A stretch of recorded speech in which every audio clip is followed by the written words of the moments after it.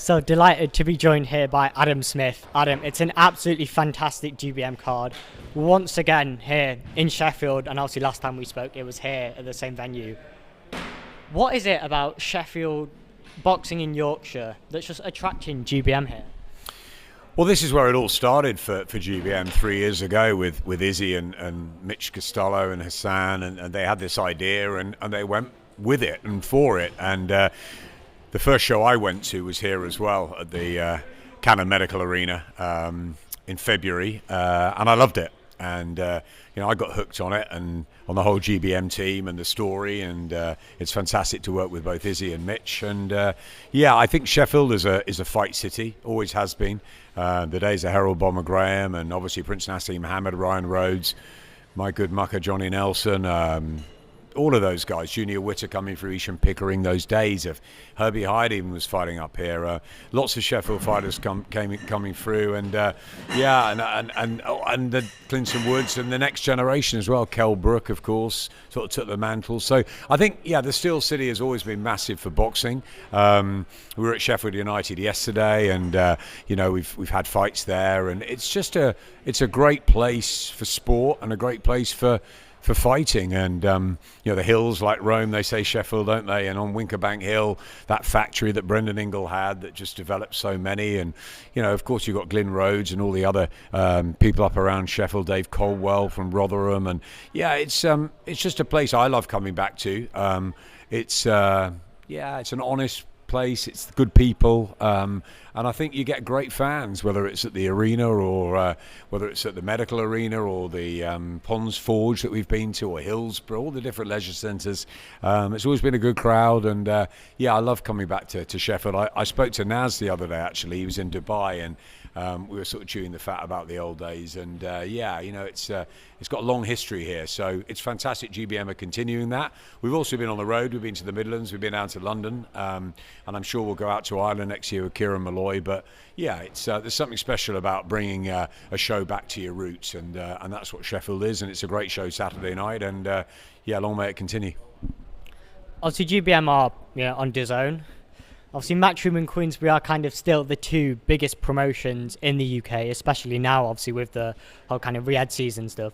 Do you think that GBM, can become one of the top promotions in the UK? Yeah, why not? Everybody's got to start somewhere. Now Frank started 47 years ago, was it? That was in the article in Boxing News this week, and obviously he's got George and Francis and Sonny and everybody involved, the whole Warren clan who do the Box Nation as well. So, and they've been amazing, up and downs, but Queensbury is still right up there. So, of course, Matchroom are, Eddie and I worked together many years on Sky. Then he moved to DAZN, and DAZN have become the sort of home of combat sports with UFC, PFL, bare knuckle, everything sort of seeming to come to DAZN. And now not only have they got Matchroom, but Queensbury arriving in the spring.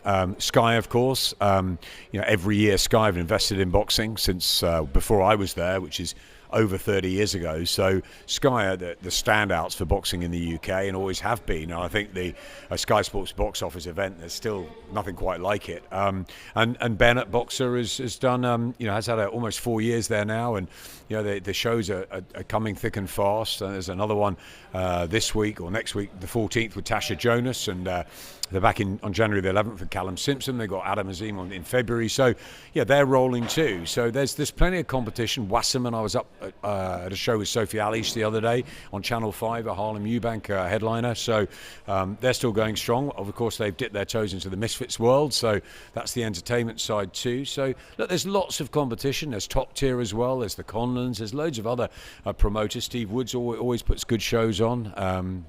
Steve Goodwin down in the south.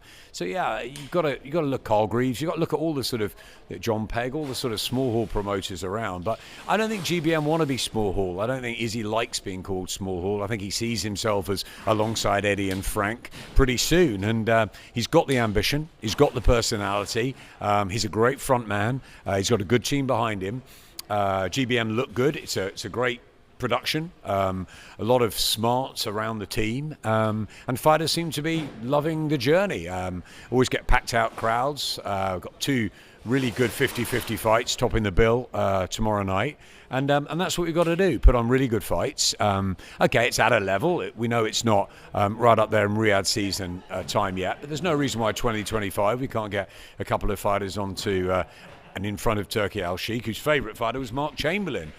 So there's no reason why it couldn't become a Shaq Thompson or a Niall Berry or Danny Quartermain or Jack Bateson, whoever it is. There's opportunities that are going to be there next year. And I think also under the umbrella with Matchroom and Queensbury is fantastic for Izzy. Izzy and Eddie get on well. Eddie was at the last show. And I think if we lean on the bigger guys, there's no reason why Izzy can't come through. The first promoter who's of Pakistani heritage in the country. He's an athlete himself. He was a former fighter, so he brings something different to the table. He's a great talker. Doesn't need a script, a bit like Eddie Hearn. So he might not be as polished as Eddie quite yet, but I think there's a lot of opportunity for GBM, but it's got to be strategic. It's a tough world, boxing. No one's going to help you out. You've got to make your own luck, and you've got to ride your own train. So, it's all about effort, dedication, passion, and some intelligence in there too. But there's no reason why GBM can't be right up there within the next year or two. So you speak there about the kind of competition that's just on DAZN. We've obviously bare knuckle boxing, obviously recently been signed to DAZN, and also PFL, MMA promotion that I believe you have actually done a little bit of work for. Is that something that you kind of want to continue doing in the future, working with other combat sports?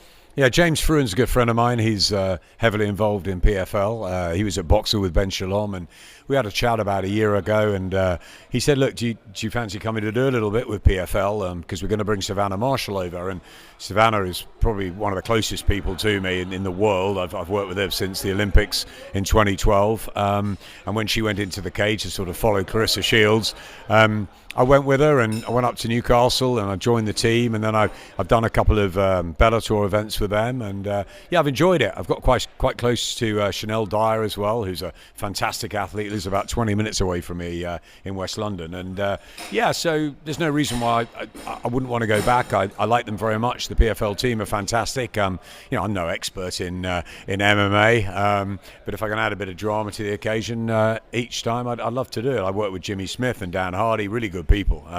Dan and I worked together for Mayweather McGregor many years ago, so I like working with great broadcasters, and PFL have got a great sort of system. I love the way it works. I love the idea behind it, and the Saudis are invested, and there's no reason why we can't all do a bit of cross-pollination, and all under the DAZN umbrella will be good, because I'm doing a bit of work for them coming up. So it's really exciting times. You speak there about Saudi. Obviously, there's 2 massive events coming up in Saudi Arabia, in Riyadh. Tyson Fury versus Alexander Usyk. We'll talk about that first. It's kind of, the whole card. It's a brilliant card. It's the main event. We saw what happened in the first fight. What do you think is going to happen in this rematch? And then kind of any pointers on the rest of the card? Yeah, the card's great. I mean, all the Riyadh season cards are very good. I'm actually quite looking forward to Johnny Fisher and Dave Allen. Dave has been floating around because he's got an interest on the show here in Sheffield tomorrow night with one of his young fighters. Let's see what Dave can do at this stage of his career. Johnny Fisher on a roll. I'm pretty close to him. We've done a bit of talk sport work together. He's great. It's a fantastic story, and we love his dad and all of that. So that's good. Dennis McCann's a character. Peter McGrail. You've got Isaac Lowe, of course. Lee McGregor. Moses Atalma.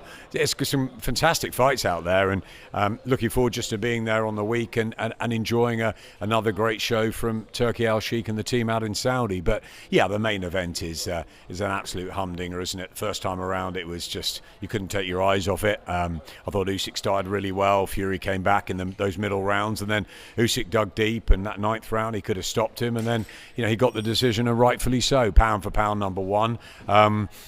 What happens now? Tyson Fury loses for the first time in his life. Officially, I thought he was pretty lucky against John McDermott back in the day, but every fighter has to ride their luck, and Tyson's been an unbelievable story, an unbelievable sportsman really for what he's done, climbing the mountain to beat Klitschko out in Germany and then having to do it all over again for different reasons.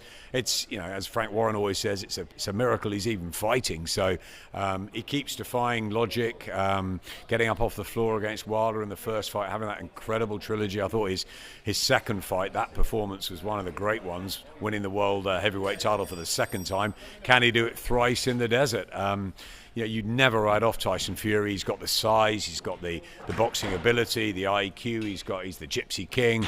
He's locked himself away for this, and he's very good at rematches. However, he's 36 years of age. He didn't look great against Francis Ngannou. How much of the Wilder trilogy take out of those legs? You know, can he muster up one more great performance? You know, the AJ fight's still out there for him next year, so we want to see Tyson Fury perform well, even if he doesn't win this. But I think he'll perform well. It's just whether he can beat Usyk, who is just a master jigsaw to work out. What a puzzle he is, what a maestro, brilliant IQ, fantastic feet, consummate professional. I've been in his camp. He's looking amazing, and yeah, you know, you've got to sort of lean towards Usyk probably because he's done it once, but you know, it could go any way, couldn't it? I mean, Fury could win by stoppage, Usyk could win by stoppage, both of them could take it on points. It's one of those that it's just up in the air, isn't it? And we'll probably say afterwards, oh, we knew that was going to happen, but you know, you don't. And Daniel Dubois shocked us in September at Wembley. You know, he had a chance, I thought, but I thought AJ would win, and I certainly didn't see the manner of victory like that for Dubois. He was absolutely astonishing. So you never know what happens when the heavyweights get together. That's the excitement, and yeah, this is a mouth-watering fight, and I can't wait to be out there in Riyadh. So my final question, you spoke there about Daniel Dubois and the heavyweights. He's obviously in a brilliant fight against Joseph Parker, finally getting his chance, you know, to fight for that world title, obviously after the loss to AJ. But wow, what a card. Bivol Beterbiev, Dubois Parker. I mean, is this the best card we've seen, you know, in the past 20 years or so? It's certainly the best card I can remember in modern times. I was scratching my head with Danny Flexen and a few others who've been around the scene a while, and you know, we're looking back to Don King cards, 7, 8 world title fights on some of those, but nowhere near the quality, the level of this show on February the 22nd. For me, when I saw it, I'd heard 4 or 5 of them being mentioned, but I didn't realise we were going to get everything. Let's just chuck Callum Smith and Joshua Buatsi in, and Jilai Zhang and Kabayel. I mean, I think they're the starters, aren't they? It's a phenomenal bill. Wonderful to see Shakur Stevenson in with an unbeaten American who's lively, and that's going to be a lot of fun. Yeah, really like Virgil Ortiz, so to see him back, and it's just, yeah, and Bivol Beterbiev, obviously a rematch that's quite quick to happen. It's extraordinary. But yeah, as far as the early part of your question, Dubois and Parker, I love that fight. I spent a bit of time in Daniel Dubois' training camp a few weeks back, and he just came back from Brazil, and he was still looking sharp. His confidence is through the roof. He's in with Don Charles, who I've known for many years, and Don does a fantastic job with Daniel. They're a great team with Kieran Farrell in there as well at the farm. That's brilliant. And we were talking about who he was going to fight, and you know, I said, why don't you fight Parker? And he was like, I'd love to fight Parker. I'd love to fight anyone. And I was thinking, is Frank going to give him a slightly easier defence? But why not? Daniel wanted it. Joe wanted it. Joe's waited around. We're like, where is Joe Parker? He's been missing. He's had this fantastic form, and he hasn't fought since last March. And I see Joe at shows. He's bulking up. I'm saying, well, when he back in? He says, just wait. So I had Joe on my podcast, The Voice of Boxing, this week. It's out today, so have a little listen to Joe. He's really excited about it. He's got 5 kids to feed now. I mean, they're all under 8. He's a great guy, Joe Parker. You know, he's got George Lockhart and Andy Lee, and they're a terrific team. So, yeah, it's yeah, people say he's a veteran. He's still, I think, only 32, and Joe's in the form of his life. So this is a real fight. And yeah, Daniel, obviously the younger, fresher lion, but he has been beaten a couple of times. Parker's been in with everybody, and he's looking really good. So you can't write him off at all. And Joe's really, really keen on this fight, and yeah, he knows his boxing. So we'll see. Daniel's on great form. I think it's just a fantastic fight for the fans, and I'm so glad it's been made, because Daniel didn't have to do that, so hats off to him and his team. Adam, thanks for your time. No problem at all.